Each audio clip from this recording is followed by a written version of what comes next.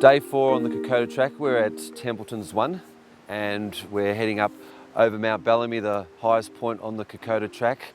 We'll go past the Kokoda Gap and then down the other side to 1900 metres and then up over a little hill down to the Kagi Gap where we'll have a lunch and then down into Kagi village, which is one of the largest villages along the Kokoda track. So the first stage this morning is very muddy, going up to Mt Bellamy, which should be a challenge. And then on the other side, it should be a little bit drier. Today is also the day that we really get to know our porters, especially in this first section, this very muddy section. Our porters we're really going to need them. So it'll be this real bond and connection with our porter team today. We just keep reflecting on the fact that we've spent the night in a very pleasant village here, sleeping. The people before us have had to just push on, no sleep, no food, limited provisions. So we're going to have another crack at it, Garry. We are, and we're going to get to the highest point of the trip, Mt Bellamy, and that's in the next hour or so. So that's first up in the morning, so get the heart going nice and early. And I'm just mentioning Templeton in case I don't recognise myself when this film comes out, because I haven't seen myself in a mirror for 5 days, and I'm usually right into coiffuring and shaving, so if I don't recognise myself, I'm just saying it's me here now at Templeton.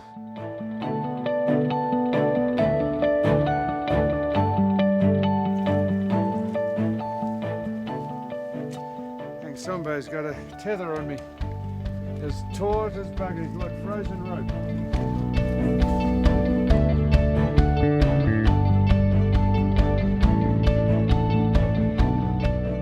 Nice to be at the top.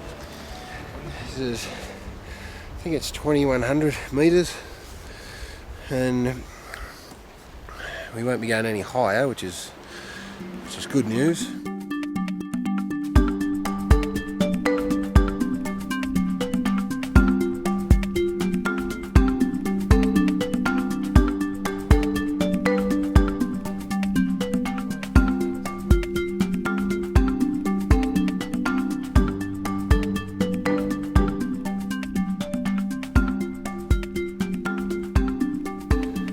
Halfway, this is the halfway point of the track, so you can turn around and go back if you want.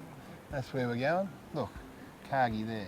Yeah. Doesn't look that far, does it? And up that track, and then we're there. So once we get to there, or from this point forward, we're on we're on our way home. Beautiful. Porters have been magnificent. I just fell over, and it's just bracing myself to fall into the mud and probably sink 3 or 4 metres, and miraculous hand came out and grabbed me, and there was Big Bryzer. My man Brian just saved me again. So there he is over there. Look, he's still looking at me. He thinks I might fall over from here. He might catch me down the bottom. Okay, that'll make it A great warrior. He's just stumbled at the last hurdle. Yep, sometimes it's easier if you do it yourself. But Anyway, it's all good. Carry on. 4th day in. I know it was your lifelong dream to do this and to get through it, and no stone has been left unturned in our quest that you will make the distance. And when that small injury came to your left hoof, they sprung into action, walkie-talkie wise, and I think you'll owe him. And Garry is going to last the distance. He's suffering pain, and we've seen how he handles it, and you are to be congratulated. So hop on it, old son. Oh no, hey, you can't be serious. All right, here we go. Righto, and give it the... That's better than the one that they carried you off the ground on. Look like a giant silverback lion there. Now go on, start whinging.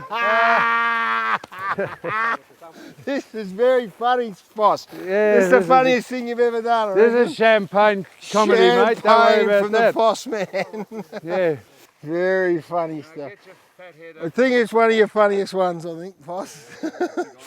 Very funny, very funny, very funny, very funny. You can't escape it. I mean, New Guinea is still doing stretcher jumps.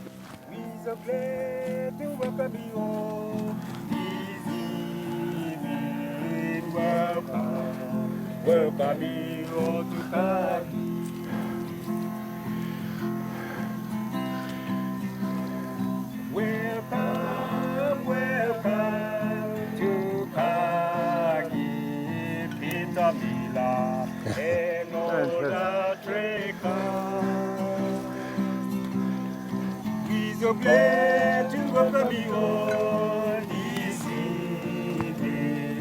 Welcome, welcome you all to Kagi. Right, yes, we are in Kagi, which is over the halfway mark, day 4, and it is the home of our porters, most of them, that live here. And you could sense, I reckon, as we went along, Foss, that they got a little bit excited that they were going to come and see some familiar faces. They actually start to jog down the track, Yeah, well, which is a bit disconcerting, They also seeing as I came into, where are we? Kagi. Kagi on my hands and knees. And today, so much downhill today, and a lot of it very slippery. It was very muddy and up to your ankles, really. And I tell you, that's when your personal porter comes into his own today. I don't know about you, Foss, but my man, Big Bryzer, grabbed me at least 5 times, I reckon, and saved me from tumbling over. He just grabbed my back at the right time. My man, Sambe, he didn't grab me several times. He just had hold of me the whole 6 hours. I thought, I'm actually coming down these hills fairly well for a man with one pole. And I turned around to say something to him, and he's half a metre behind me with his hand on my backpack. He didn't let me go, for he held on to me for grim death for 6 hours. Anyhow, he's a star.